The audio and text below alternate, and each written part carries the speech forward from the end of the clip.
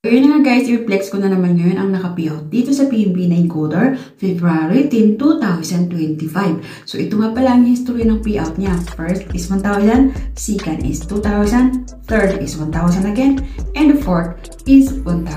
So ang puhunan, 530 lang. So ito yung sinasabi ko sa inyong unlimited mong pagkakitaan, ang 530 mo. Hindi talaga biro ang kikitain mo dito pag siniseryoso mo. So flex ko lang po, masipag kasi siya.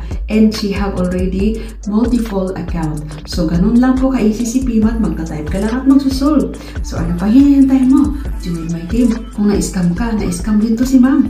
Pero hindi siya nag-stop, nagpatuloy siya sa Pimat at bawing-bawi na niya ang puhunan niya. So here's the proof. Hello guys, my name is Rena Hava and I am a PayMath encoder for almost 1 month. Today I received my first